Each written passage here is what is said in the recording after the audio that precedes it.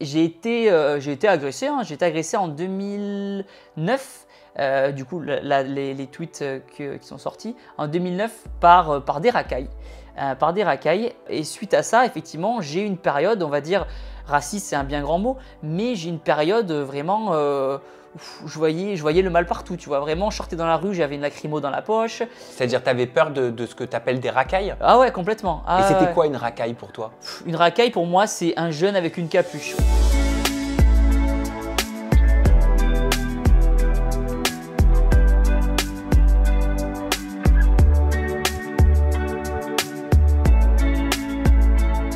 Tu parlais tout à l'heure du drapeau français et de vives critiques.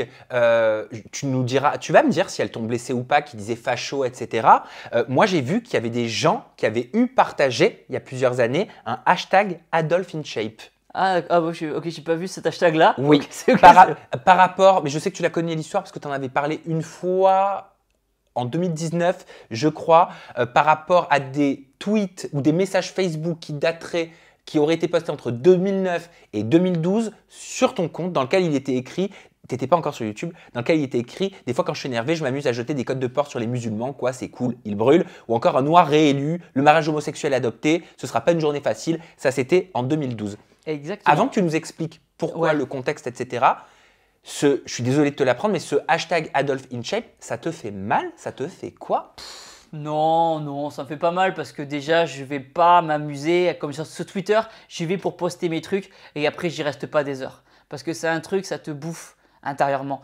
Donc tu reconnais que ça pourrait te faire du mal? Ah, bien sûr. Alors, je suis conscient que si je passe des journées à lire de la négativité, bien sûr, je peux facilement me projeter et me dire « Ah, ça me fera pas de bien ». Mais c'est pour ça que hop, j'arrête avant tout truc, je préfère pas lire et passer à la suite de voilà, la réalité du terrain. Après, Adolf in Shape, je ne savais pas qu'il y avait ça. Après, pour en revenir au tweet, je l'avais expliqué plusieurs fois, mais on peut l'expliquer, il n'y a pas de souci. La première phrase, c'était une phrase d'un humoriste, Redouane Arjan. C'est ça. Et du coup, j'avais trouvé la phrase rigolote et je l'avais postée en 2012 sur mon Facebook, bien avant de commencer les vidéos YouTube. C'était une phrase qui faisait partie d'un sketch de Redouane. Exactement. Et du coup, en fait, quand t'es pas connu, comme beaucoup de gens le sont pas, tu fais pas gaffe en fait à ce que tu postes des trucs comme ça. Et du coup, j'avais posté cette phrase-là en disant « Oh, ça m'a fait rire », mais jamais de la vie, je me suis dit « Ah, écoute Thibaut, dans 10 ans, tu vas être connu, donc fais attention à ce que tu postes en 2012 parce que ça peut ressortir 10 ans plus tard en 2022 ». Et du coup, voilà, c'est sorti et voilà, tant pis, c'est la vie. Donc, au fond de moi, je sais que je suis pas raciste. Je ne suis pas homophobe, je ne suis pas misogyne, je ne suis pas là-dessus. Donc à partir de là, les gens ils peuvent dire que je le suis, mais si au fond de moi je sais que je ne suis pas, je peux pas. En fait, il n'y a pas moyen de le prouver qu'on ne l'est pas au bout d'un moment. Mais donc ça veut dire que est-ce que c'était de l'humour? Enfin, est-ce que toi tu le percevais comme de l'humour? Bien sûr, complètement. Quand il était écrit un noir réélu, donc j'imagine en parlant de Barack Obama, parce qu'on était dans le contexte en 2012, le mariage homosexuel adopté, c'était dans le contexte aussi, ce sera pas une journée facile. Exact. En fait, quelle est la réflexion derrière ça? Pour moi, c'était alors en 2012, je ne sais plus en quelle classe j'étais exactement, mais en fait, on s'amusait avec des potes vraiment à faire les statuts qui avaient le plus de likes possible sur Facebook. Il y avait la course aux likes et du coup, je crois que c'était une phrase que j'avais écrite, mais je ne sais même plus si c'est de moi au final. Peut-être que j'avais repris, copié-collé de quelque part. Parce qu'il y avait aussi des amis à toi des amis. En fait, comme les tweets qui postaient sur ton compte. Comme les tweets, ils s'étalent de 2009 à 2012, il y a plein de trucs. La seule chose que je peux dire, c'est que j'ai une période, on va dire, un peu dark, un peu sombre. J'ai été agressé, hein. J'ai été agressé en 2009. Du coup, les tweets qui sont sortis en 2009 par des racailles. Et du coup, en fait, du jour au lendemain, pour la faire courte, des coups de batte de baseball, etc. Il y a la vidéo sur YouTube, j'ai retrouvé l'extrait. D'ailleurs, tu as même fait une vidéo sur ce sujet-là. Exactement, j'ai une vidéo réaction où j'ai retrouvé les images de cette agression-là que j'ai postée sur ma chaîne YouTube. Et en fait, ce qui se passe quand on est victime d'agression, c'est que du jour au lendemain, ta vision du monde, de la vie, elle change complètement et elle se noircit beaucoup. Parce qu'en fait, tu passes d'un caractère un peu crédule en disant tout est beau, tout est rose. Et d'un seul coup, tu te fais taper sur la gueule et tu te dis « Ah, en fait, tout n'est pas rose et tout n'est pas beau tout le temps. Il y a des gens qui sont foncièrement mauvais et il y a des gens qui sont méchants. » Et suite à ça, effectivement, j'ai eu une période, on va dire, raciste c'est un bien grand mot, mais j'ai une période vraiment je voyais le mal partout, tu vois. Vraiment, je sortais dans la rue, j'avais une lacrymo dans la poche. C'est-à-dire, tu avais peur de ce que tu appelles des racailles? Ah ouais, complètement. Et Ah c'était ouais. quoi une racaille pour toi? Une racaille, pour moi, c'est un jeune avec une capuche. On ne mettra pas de couleur de peau sur ce débat-là parce que au final, ceux qui nous ont agressés, il y avait un Polonais dans l'histoire, donc il n'y a pas d'histoire de couleur de peau, de religion. Mais pour moi, c'était un jeune qui traîne en capuche, en bande. Pour moi, c'était ça. Et effectivement, je me revois encore en train de prendre le train à Toulouse et voir plein de jeunes. Il y avait un escalier pour monter un petit peu sombre. Et plein de jeunes agglutinés là, et je me dis, oh là là, on va se refaire tabasser sur la gueule et tout. Et du coup, à mettre ma main dans ma poche avec la lacrymo, j'avais acheté un point américain. Donc, tu étais traumatisé? En vrai, c'est une sorte de traumatisme, hein. Aujourd'hui, c'est complètement terminé, heureusement, mais ça a duré, on va dire, bien 2 ans, où d'un seul coup, même moi, j'ai mûri d'un coup. En fait, c'est rigolo, c'était en seconde à l'époque, je suis passé du petit garçon de seconde qui fait sa vie à wow, bah c'est chaud en fait ce qui s'est passé. Et du coup, je me suis mis à la muscu genre une semaine après. J'avais fait quelques sports de combat aussi à côté. Je voyais tout en noir. Tu te dis, waouh, la vie elle est pas rose en fait. Et ouais, Et est-ce que c'est étonnant. Tu grandis d'un coup, je sais pas, tu deviens plus adulte d'un coup. Mais est-ce que c'est du racisme pour toi d'avoir peur de racailles, de stigmatiser des racailles, de mettre des personnes avec des capuches dans le même panier? Est-ce que ça peut être assimilé à du racisme? Bah, on y met le mot qu'on veut, tout simple. Enfin, on y met le mot qu'on veut, mais ce que je retiens vraiment, c'est qu'il y avait une peur de ce jeune-là à capuche en bande. Dans tous les cas, couleur, pas couleur, religion, pas religion, on ne sait pas quand on voit ces personnes-là. Mais effectivement, il y a une période, en plus, il y a beaucoup d'amis à moi s'étaient fait agresser à cette même période-là. Il marchait avec son téléphone, il se prend un coup de casque sur la tête, le téléphone tombe, il se fait voler ses affaires. C'était une période, ouais, quand on était en seconde lycée, où c'était assez chaud, ouais. Et quand j'ai fait ma vidéo sur l'agression, beaucoup de gens, j'ai eu des 10 000 commentaires sur la vidéo, je crois, m'expliquaient leurs témoignages comme quoi eux aussi se sont fait agresser, eux aussi se sentent en insécurité. Et c'est vrai que actuellement, je crois que l'insécurité, dans les sujets politiques, etc., c'est un des sujets qui intéresse le plus les Français parce que beaucoup de Français se sentent actuellement en insécurité. Il y a réellement une insécurité en France, selon toi? Alors, je sors beaucoup moins qu'avant le soir. Je sors plus en boîte, je sors plus dans les bars. Pas par rapport à la sécurité, pas parce que juste le fait d'être un peu connu, c'est pas tranquille, juste par rapport à ça. Et qu'avec le sport, moi je couche tôt dans tous les cas. Mais en tout cas, mes amis à moi qui sortent toujours dans les bars, etc., c'est toujours ça craint. Ou Toulouse finalement, c'est pas aussi tranquille qu'à l'époque.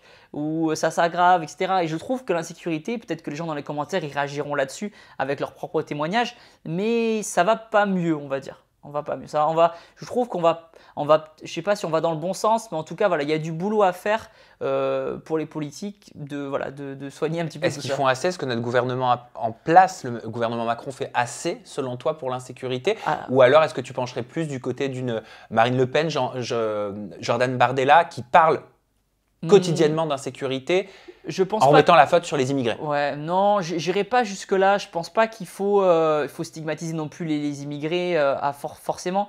Je dis juste que l'insécurité, elle est là et qu'il faut faire des choses. Donc je sais que le gouvernement, ils avaient décidé de mettre beaucoup plus de policiers, de forces de l'ordre et du coup, ça tendait à diminuer. Mais voilà, en tout cas, quand on sort le soir, c'est pas normal en France de sortir le soir et de se sentir en mode, attends, à tout moment, je vais me faire voler mes affaires, agresser pour un coup de poignard. C'est pas. Et ce climat d'insécurité dont beaucoup parlent et dont beaucoup de politiques, c'est vrai, parlent, Ouais. est-ce que tu peux comprendre que ça puisse gêner, que ça puisse blesser une catégorie de personnes sûr. qui se sentent touchées par ça, qui se sentent visées par ça, quand bien même ils n'ont pas, et surtout j'ai envie de dire, s'ils n'ont pas d'action malhonnête, répréhensible? Je pense qu'effectivement, on peut stigmatiser des populations en disant que c'est leur faute s'il y a des agressions, ce qui n'est pas forcément le cas. Mais par contre, je sais que ça peut blesser aussi d'autres personnes qui disent non, finalement, il n'y a pas d'insécurité en France. Et pour moi, en fait, il y a des gens qui disent ouais, non, par exemple, je ne suis pas d'accord quand on dit qu'il faut désarmer les policiers, par exemple. C'est un avis, chacun son avis, mais je ne suis pas d'accord je suis pas d'accord là-dessus parce que je me dis qu'aujourd'hui, c'est ce qui maintient que le pays ne part pas dans tous les sens. Qu'il faut quand même un ordre aujourd'hui, il faut quand même là-dessus. Et je sais que les gens, en fait, ils vont commencer à se sentir en insécurité ou ils vont commencer à voir le mal partout quand ils auront vécu au moins une seule fois l'insécurité. En fait, il suffit de vivre une seule fois l'insécurité dans notre vie pour d'un seul coup se dire « Waouh, bah, ça peut craindre rapidement. Et effectivement, si on vit dans des beaux quartiers, si on vit dans des quartiers où il ne se passe jamais rien, eh bien, on a tendance à dire que non, il n'y a pas d'insécurité. Mais quand on va dans des quartiers un peu plus populaires, l'insécurité, elle est là. Et il faut se dire que bah, c'est une réalité. Et il faut pas. Et voilà. Et quelqu'un, par exemple, peut être, je dis des bêtises, peut être anti-policier. Le jour où il va se faire agresser, d'un seul coup, il va changer complètement de bord en disant waouh, ah bah, j'ai été vraiment en se disant bah, la vie, c'est pas tout rose. Et la vie, c'est aussi, voilà, c'est la vraie vie, quoi. Ça peut être dur. On retourne dans tes créations de contenu. On remonte en novembre 2018. Tu sors une vidéo intitulée Je vais dans le camp de la mort, donc le camp d'Auschwitz, qui réunit au moment où on enregistre plus de 8 millions de vues. J'ai entendu dire que cette vidéo avait fait polémique. J'ai regardé, je vois que ça a fait polémique et je t'avoue qu'en mettant mon nez dedans, je me dis mais qu'est-ce qui a fait polémique en fait véritablement? Est-ce que c'est le fait que tu commences ta vidéo avec le sourire en disant damn les gens, c'est Thibaut InShape, je suis dans le camp de la mort, etc. Je vais vous présenter ça, nanana. Est-ce que c'était la forme qui t'a été reprochée en introduction? Est-ce que c'était juste le sujet? Est-ce que tu comprends quelques années après? Alors, je pense que cette vidéo a fait polémique, mais aujourd'hui, je l'assume complètement, elle est très très belle cette vidéo, et encore une fois, cette vidéo elle est montrée par des profs d'histoire en cours d'histoire, donc moi j'en suis très très fier. Je pense que ce qui a pu choquer quand je sortais cette vidéo-là, c'était que Thibaut InShape égale muscu. Thibaut InShape égale faire des pompes, Thibaut InShape égale abdos, et dans la tête des gens, ben, quand on fait de la muscu, c'est tout dans la tête, enfin tout dans les bras, rien dans la tête, et se dire que Thibaut InShape puisse traiter des sujets graves comme ça, et puisse se permettre de traiter ce sujet-là, ben pour des gens, c'est pas passé en disant non, Thibaut, tu restes dans la muscu, tu traites pas ça. Donc parce que c'est toi. Parce que c'est moi, exactement. Et du coup, je l'ai montré en faisant cette vidéo-là, donc je suis très très fier de cette vidéo, parce que pour la traiter, j'avais demandé les autorisations. Il y avait aussi une personne qui était hors caméra, qui était là pour faire en sorte de dire les bonnes choses, les bons termes, les bons chiffres, pour pas dire de bêtises dans la caméra. La vidéo a aussi été validée par le service communication du camp d'Auschwitz-Birkenau. Avant d'aller à Auschwitz, j'avais eu une lettre de Ginette Kolinka, c'était l'une des dernières survivantes du camp de concentration d'Auschwitz, qui m'avait écrit une super lettre que j'ai lue dans la vidéo en disant Thibaut, va voir le camp toi aussi. Et je pense que c'est le fait que Thibaut InShape, qui fait de la muscu à la base et qui est bébête, aille faire une vidéo intelligente sur un sujet profond, et ça a dû choquer les gens. Après, quand je la regarde aujourd'hui, moi, la vidéo, effectivement, j'aurais dû prendre un ton un peu plus sobre, grave, solennel. un peu plus grave. J'ai été amené à traiter d'autres sujets de camp de concentration plus récemment. J'ai fait celui qui est à côté de Strasbourg. Je crois que c'était celui de Struthof, Netzweiler, le camp exactement le nom. Et là-dessus, je me suis habillé plus sobrement. J'ai eu un ton directement beaucoup plus solennel parce que j'ai appris de mes erreurs. J'ai appris que j'ai mûri entre-temps. Il s'était passé 4 ans, etc. Et du coup, aujourd'hui, voilà, c'était la seule chose que j'aurais pu corriger sur cette première vidéo. Après, et c'est mon analyse à moi, c'est que cette vidéo, tu l'as sortie dans un contexte où pendant les mois qui étaient autour avant et après, il y avait toute une polémique où il y avait des Instagrammeurs, tu sais, qui faisaient des photos, je sais pas si tu le sais ça, mais qui faisaient des photos un petit peu délicates, où ils mettaient genre un Pokémon sur les rails, ils postaient ça sur mon compte Instagram. Je n'avais pas vu. Et voilà. Donc en fait, tu devais pas être au courant, mais c'était dans un contexte où beaucoup d'influenceurs faisaient n'importe quoi, se faisaient retoquer par rapport au contenu qu'ils postaient et où le camp demandait beaucoup plus d'intégrité et beaucoup plus de respect. Exactement. Dans tous les cas, moi, à partir du moment où le camp de concentration, le service com a validé ma vidéo, moi, j'ai pas besoin de plus de… Voilà, c'est tout. Et la vidéo Thanatopracteur, alors je l'ai regardée, je l'avais pas regardée avant de préparer cette interview. Voilà, je te le dis. Oh là là, quand j'ai mis ma souris au hasard par-dessus, j'ai vu le bras, déjà, j'ai crié. Comme ça dans le bureau, j'ai eu du mal un peu à regarder. Je me suis dit, il est mort depuis quand? Bon, ça, à la rigueur, on s'en fout, tu vois. Mais est-ce que tu comprends que ce type de contenu, ça choque? Est-ce que c'est parce que tu es Thibaut que ça choque? Est-ce que ce serait pas, si c'était quelqu'un d'autre, est-ce que ça choquerait pas? Est-ce que ça te choque que ça choque? Donc la vidéo Thanatopracteur, pour les gens qui ne connaissent pas ce métier-là, effectivement, c'est les gens qui sont là pour embaumer et remettre en beauté le corps avant qu'il soit présenté à la famille, avant d'être enterré. Et ces personnes-là, ils ont tout un processus. Alors, la vidéo date, je me souviens plus exactement du processus, mais je crois qu'ils enlèvent le sang, etc. Il y a tout un système. Il faudra que je la regarde ma vidéo. Et ça fait polémique parce qu'effectivement, c'est Thibaut qui parle de la mort, Thibaut InShape. Donc, Et pareil, tu montres le corps, hein, tu Et je montres des montre- parties du corps. et je montre des parties du corps. Je montre pas tout parce que c'était un peu, c'était puissant, mais je montre des parties du corps pour exactement visualiser et en même temps pour dédramatiser en disant que c'est un métier comme un autre. Un tantropracteur, c'est un métier et il y a beaucoup de tantropracteurs qui m'ont écrit après en disant merci d'avoir montré nos métiers parce que on se fait beaucoup d'idées là-dessus. Ça permet de traiter cette thématique-là, traiter de la thématique de la mort, un sujet dont beaucoup de gens s'éloignent ou ont peur tout simplement de traiter. Et moi, je sais que j'ai pas du tout de problème à parler de la mort. Peut-être qu'à refaire, la seule chose que j'aurais fait, j'aurais mis un petit disclaimer au début. C'est vraiment ma seule critique sur cette vidéo-là. Parce qu'effectivement, je me suis dit que moi qui n'ai pas peur de la mort, tout le monde avait le même ressenti que moi. Et en fait, non, tout le monde a un ressenti différent. Donc effectivement, quand cette vidéo-là est sortie, ça a fait pas mal de bruit. Mais à partir du moment, encore une fois, où la personne avec qui j'ai fait la vidéo a validé la vidéo, que moi je suis en accord avec cette vidéo-là, que c'était vrai qu'en y repensant, c'était assez puissant. Je me souviens d'avoir une personne décédée en face de soi. Et il y avait tout un processus parce que les os aussi, ils sont assez. Il y a une rigidité cadavérique quand une personne décède. Et du coup, je me souviens, l'interrogateur m'avait fait vas-y Thibaut, ouvre un peu le bras. Et je l'avais ouvert, et effectivement, on sent que la rigidité, la personne après retrouve une sorte de mobilité, parce que quand on décède, apparemment, on est figé, pardon.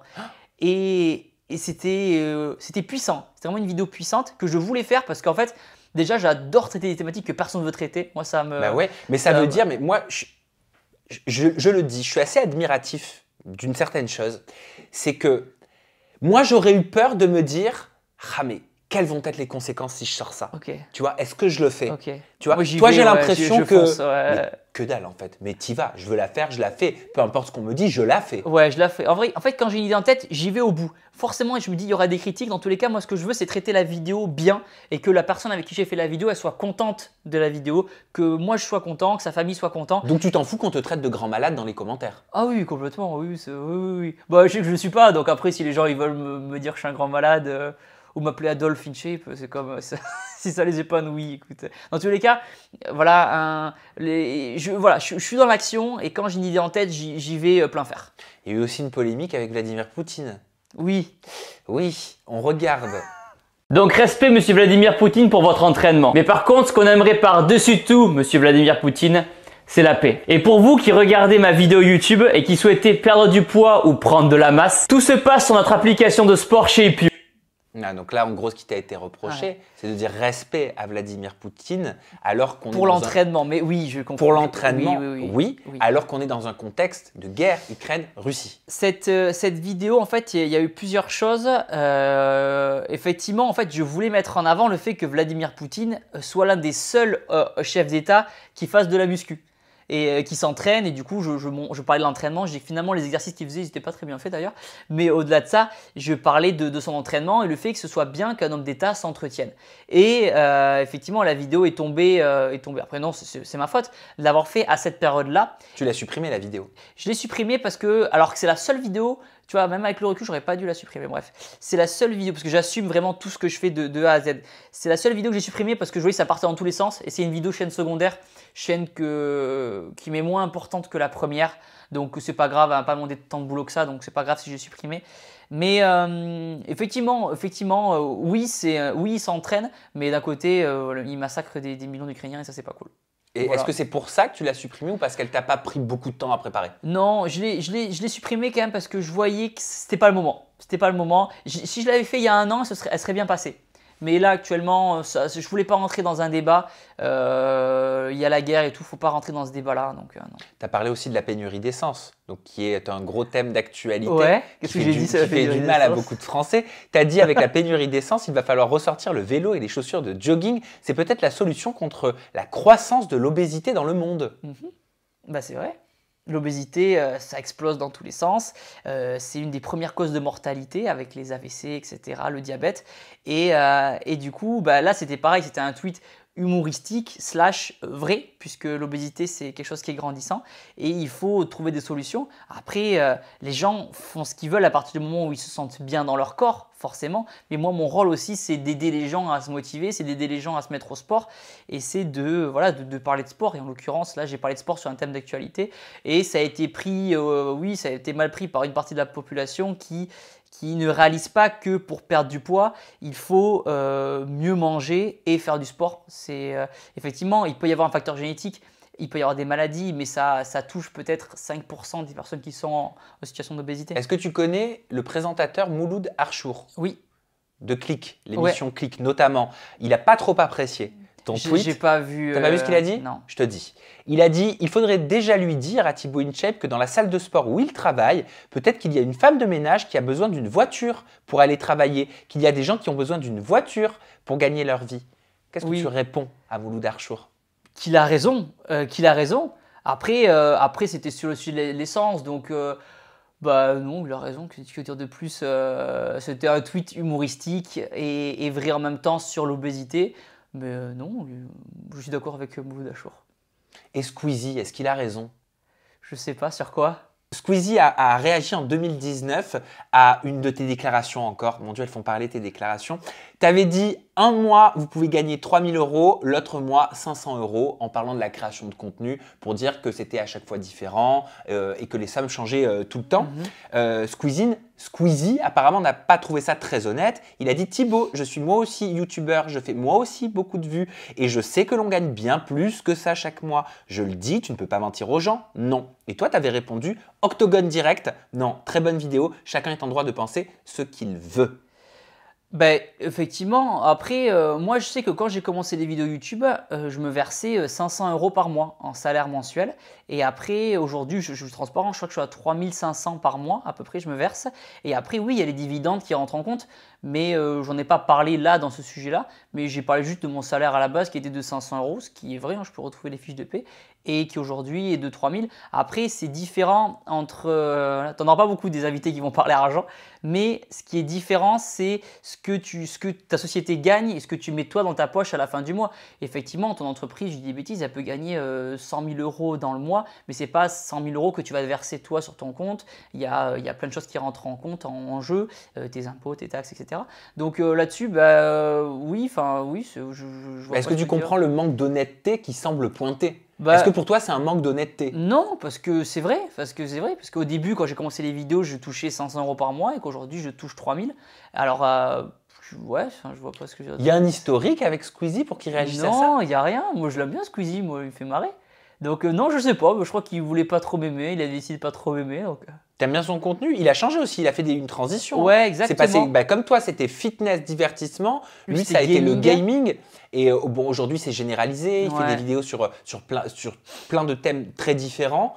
Il raconte aussi des histoires, les threads d'horreur, etc. T'aimes bien? Moi, j'aime beaucoup. Alors, je vais être honnête, pardon le micro, je vais être honnête, je regarde pas le contenu, je regarde pas d'autres vidéos YouTube parce qu'en fait, j'ai pas envie de m'influencer, ça fait passer boulot en fait. J'ai l'impression d'être au boulot tout le temps si je regarde des vidéos YouTube parce qu'au final, on va pas les regarder avec un œil du divertissement, on va les regarder en mode ah tiens, il a fait du montage comme ça, tiens, voilà, il y aura un côté analyse que du coup, je regarde Netflix, voilà, je regarde autre chose pour me divertir.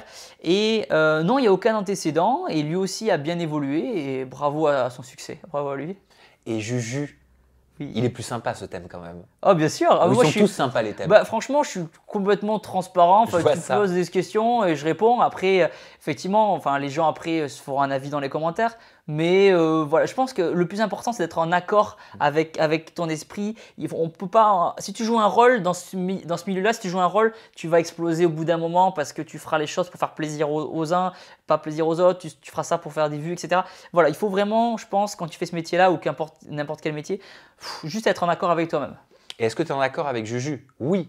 Bien sûr. Ça, je pense que c'est sûr. Exactement. Même si elle voudrait que je dise moins de dingueries sur Twitter des fois. Ah, c'est elle qui traîne? Ouais.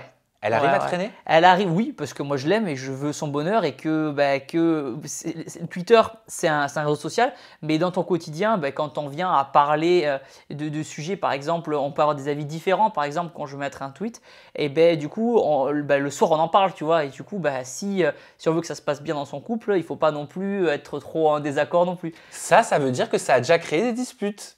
Pas des disputes, Thibaut. Mais en fait, Juju, à la différence de moi, elle va plus être affectée. Si elle voit le passage, elle va être quand même d'accord. Et même à sa maman qui regardera peut-être la vidéo, coucou belle maman. Et je pense que Juju, et elle s'en cache pas, elle est beaucoup plus affectée par les commentaires négatifs, positifs. Et du coup, quand les gens vont dire par exemple Thibaut InShape il est homophobe, elle ça va la toucher. Alors que moi, ça ne me touchera pas parce qu'au fond de moi, je sais que je ne le suis pas.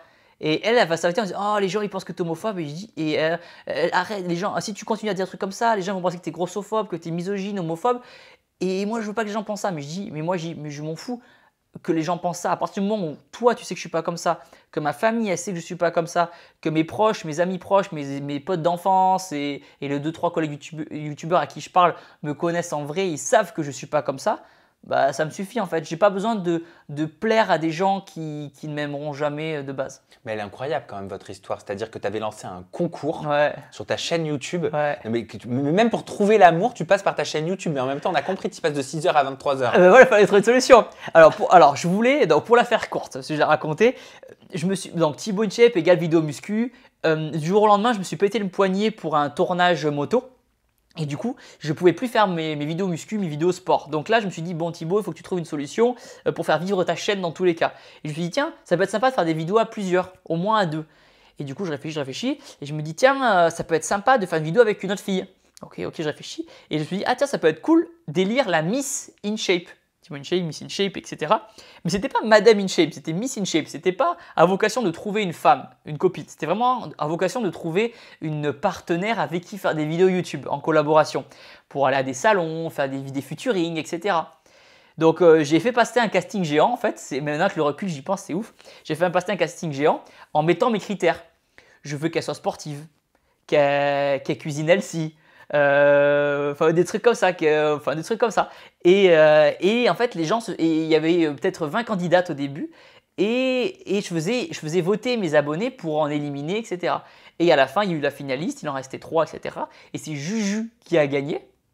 Les gens ont voté pour Juju. J'ai rencontré Juju en vrai, je lui ai fait une surprise. Tu as même filmé votre rencontre. Exactement. En fait, c'était sans me rendre compte, en fait, c'était une télé-réalité géante. Ouais. Sans m'en rendre compte. Parce que du coup, il y avait un casting, je réagissais, il y avait des questions, elle réagissait. Et c'était ouf. C'est vraiment c'est des vidéos, elles ont fait 15 millions de vues chacun, je crois, un truc ça, 15 millions de vues. C'est incroyable le succès que ça a eu avec le recul. Et les vidéos, elles étaient en top intendance. C'était incroyable, vraiment un gros engouement. Et du coup, avec Juju, on s'est rencontrés. Forcément, comme à la base, j'ai mis mes critères. Et du coup, elle répondait à plein de critères. Donc déjà, on a gagné du temps. Et en plus, on s'est trop bien entendu dès le départ. Dès le début, ça a trop bien matché. Et du coup, je crois qu'on s'est mis ensemble 2 semaines après, un truc comme ça. Et elle a déclaré, JujuFit4, 1 million de personnes regardaient mes stories. D'habitude, je suis entre 200 000 et 400 000. Thibaut avait eu toutes les idées, même celles des paroles de mon clash. Ah, ça, c'est par rapport à une chanson, c'est autre chose. Ah oui, mais oui, le faux voilà, clash, ouais. C'est de ça dont je voulais te parler. Ah, là, elle parle des chansons de la fausse rupture que vous aviez orchestrée ou par single interposé, vous vous clashiez. Voilà. Je pleurais un jour sur 2, je l'ai supplié pour qu'on abrège le scénario. Non, alors elle a grossi. Bon alors, donc du coup, on se met ensemble, il se passe 5 ans, et voilà, ça se passe trop bien. Puis après, j'ai un projet de concept de vidéo YouTube inspiré de Jake Paul et Logan Paul avec son frère. Ils avaient fait un faux clash aussi à l'époque. Et du coup, je me suis dit, tiens, ça peut être sympa, Juju, pour mettre un petit peu de piment sur les réseaux, qu'on fasse une fausse rupture, un faux clash, et qu'on mime tout ça en chanson, etc. Ça serait une sorte de façon déguisée de réutiliser tous les commentaires négatifs que les gens utilisent à notre quotidien, dans notre quotidien, pardon, et on en fait une musique, comme ça on se clash, ça permet de faire de l'autodérision sur toutes les critiques qu'on reçoit, et à la fin on fait la réconciliation, etc. Et du coup on annonce qu'on n'est plus ensemble, ça explose vraiment sur Twitter, top tweet, en story, on faisait à peu près du 200-300 000 vues en story, et vraiment 1 million. 1 million, le 1 million écrit en bas en story, on fait waouh! On se dit putain, les gens ils sont intéressés que par le malheur des gens en fait. Ça rejoint un petit peu ce qu'on disait tout à l'heure en disant que c'est plus facile de faire des vues quand c'est du négatif. Quand c'est du négatif, les gens, ça explose dans tous les sens. Et du coup, hop, on n'est plus ensemble. Et là, c'est quelque chose qu'on avait préparé au préalable 1 mois, 2 mois avant, les chansons écrites. Hop, on sort le premier. Donc c'est Juju qui commence avec son clash. M-Clash, ça fait la vidéo, je crois qu'elle a 20 millions de vues aujourd'hui, ça a explosé. Moi, je lui réponds 2 jours après et après on fait la réconciliation. Initialement, je voulais étaler ces vidéos-là sur à peu près 2 semaines, les vacances, avec des vidéos réactions entre-temps, etc. Sauf que ça a pris tellement d'ampleur, plus d'ampleur qu'on l'a espéré. Juju, qui est un peu plus sensible que moi, s'est dit ah mince, parce que les abonnés pensaient que c'était vraiment vrai les clashs, parce que forcément il y a des gens qui savaient déjà que c'était du buzz. Oui, moi je savais que c'était du buzz. Quand tu es dans le milieu, tu sais que c'est. Et même si j'espère que ça arrivera jamais, mais si on est amené à rompre, t'étales pas ta vie sur les réseaux. Non, mais au moins, tu sais ce que ça donnera. Ah ouais, ouais. Et ça fait peur, hein, Ah devant oui. le truc là. Donc j'espère que jamais. Enfin, ce que ça donnera, je touche du bois, ça n'arrivera pas. Je touche on va faire en sorte d'entretenir son couple pour voir que ça se passe. Mais en tout cas, qu'est-ce que je voulais dire, on voulait étaler ça sur 2 semaines. Sauf que ça a pris tellement d'ampleur ce clash-là qu'au final, on l'a rétréci parce que Juju n'était pas trop à l'aise avec le fait que les gens pensent que c'était vrai. Et il y avait des gens qui nous écrivaient en pleurant des fois, des vocaux en pleurant, disant remettez-vous ensemble, vous êtes trop bons ensemble, etc. Et les gens l'ont vraiment pris au pied de la lettre, cette rupture-là. Bon, tant mieux, ça veut dire qu'on a bien joué la comédie aussi quelque part. Mais ça a pris tellement de proportions que voilà, finalement, on l'a fait sur 1 semaine et pas sur 2 semaines. C'est pour ça Et que… de toute façon, vous vous êtes fiancés le 23 septembre dernier. Ça y est, on Fais s'est voir. fiancés. C'est fiancé. Ça y est, la bague au doigt. Et ça y est, ça fait bizarre, hein, ça fait adulte, d'un coup, ça fait un peu daron. Mais alors, vous avez déjà projeté le mariage, la date, vous savez comment ça va se passer? Il y a un thème. Ah, laisse-moi deviner. Laisse-moi deviner. Laisse-moi deviner. Tu vas faire des épisodes, tu vas tout filmer. Non, détrompe-toi. Ah bon? Détrompe-toi. Parce que justement, on est dans cette optique-là de… En fait, on ne veut pas rentabiliser non plus notre vie perso à 100%. On le fait déjà, je trouve, assez de par le fait qu'on est beaucoup ensemble. Mais on ne veut pas tout rentabiliser parce que c'est un coût en fait à exploser et à faire ça que pour les vues, tu vois, que pour les vues. Et du coup, le piège, pas le piège, mais la situation dans laquelle on est avec Juju, c'est qu'en fait, plus on va étaler notre vie privée, plus ça va marcher, plus on va grossir et plus on va gagner de l'argent si on veut parler là-dessus. Et du coup, nous, notre jeu, c'est justement de ne pas tout dévoiler parce qu'en fait, en dévoilant, comme le fait souvent les gens de télé-réalité, en dévoilant ta vie privée, tu partages ta vie avec d'autres gens et qui donnent leur avis sur, je sais pas, le prénom de l'enfant, ton mariage, etc. Tu as des avis partout et du coup, ta propre vie ne t'appartient plus en fait. Et nous, on n'est pas dans la télé-réalité avec Juju. Et on veut juste pouvoir montrer ce qu'on a envie de montrer, et faire des sketchs comme on fait des sketchs, mais pas, on vlogue pas notre quotidien. Je sais qu'il y a pas mal de youtubeurs qui vloguent leur quotidien de couple, et nous on n'a jamais voulu le faire parce qu'on s'est dit on va s'autodétruire en fait. C'est vrai que c'est que dans la création de contenu, vous. Ouais, en fait c'est, on sait pas, quand on fait des TikTok ensemble, c'est du scénario. Mais c'est pas des moments de vraie vie. Donc oui, pour annoncer les fiançailles, on a fait des jolies photos. Mais j'étais pas j'étais pas en direct sur Instagram avec la surprise. Et en fait, on peut toujours pousser le truc. Pareil pour le mariage. On compte pas filmer le mariage. Donc peut-être qu'il y aura des photos, peut-être qu'il y aura des choses comme ça, comme au final font tout le monde. Mais par parcimonie, c'est pareil. Si un jour Juju n'est pas prête encore à avoir un enfant, je la comprends, il n'y a pas de souci. Mais si un jour on devait avoir un enfant, peut-être certainement on montrera jamais son visage parce que nous, on est prêt à supporter les critiques, mais c'est encore autre chose que ton propre enfant, ton sang, subisse des critiques alors que lui n'a pas voulu aller sur les réseaux. Je sais que dans la télé-réalité ou même sur YouTube, chaque couple est vraiment différent là-dessus et organise sa vie de façon différente. Mais nous, on veut vraiment faire attention à ça, à vraiment garder notre jardin secret un petit peu et en dévoilant un petit peu parce que ça plaît aux gens et les vidéos marchent, faut être conscient, mais pas trop non plus pour garder quand même un peu ce souffle, quoi. Donc le bébé, c'est pas pour tout de suite, mais ça, Voilà. je l'avais compris. Tu as anticipé ma question parce que j'ai cru comprendre que Juju, elle préfère attendre quelques années. Voilà, toi, les par jeunes contre, tu es encore. prêt. Non, enfin prêt, c'est un bien grand mot, mais je pense pouvoir être prêt si ça arrive, je pense pouvoir répondre. Et laisse-moi deviner, moi je dis le mariage, tu l'as pas encore annoncé, hein? Non. Alors moi je dis le mariage mai 2023, Ah, juin 2023. non, 2024. Ah. On s'y prend à l'avance. Alors mai 2024. Plutôt juillet. Ah oui, Plutôt par les juillet. grosses chaleurs. Histoire que tout le monde transpire en costume. Bah écoute, c'était je crois fin juin, début juillet. Je crois que la date est à peu près à choisir, mais dans ces eaux-là. Écoute, après on est dans le sud, ouais, dans le sud il fait encore plus chaud. Mais bon, enfin, en tout cas 2024, voilà, ça permet de préparer tout ça tranquillement. Thibaut, qu'est-ce que je peux te souhaiter avec ma communauté pour le futur proche? De continuer à être heureux, tout simplement. Et c'est marrant, tu as commencé l'interview comme ça, en disant que tu pensais au bonheur C'est étant vrai, enfant, c'est vrai. et tu la clôtures en disant continuer à être heureux. Ouais, c'est vrai. Ouais, il y a quelque chose d'extrêmement logique dans ton discours. Tu vois? Très cohérent ce Thibaut InShape. On peut te retrouver sur tes réseaux sociaux et ta chaîne YouTube, bien sûr, c'est certainement pas moi qui vais en faire la Bien pub. sûr, on recrute d'ailleurs. C'est Thibaut InShape. Ton compte Instagram, c'est Thibaut InShape. Ton compte TikTok, c'est Thibaut InShape.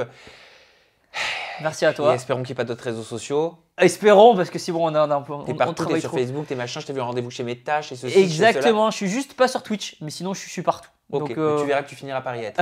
Voilà, merci de nous avoir suivis. Merci à toi d'avoir Thibaut, invité. c'était un plaisir. Partagez, Ah c'était mais trop cool. vraiment, une fluidité ping-pong dans les questions-réponses. Ah, c'est le métier, hein.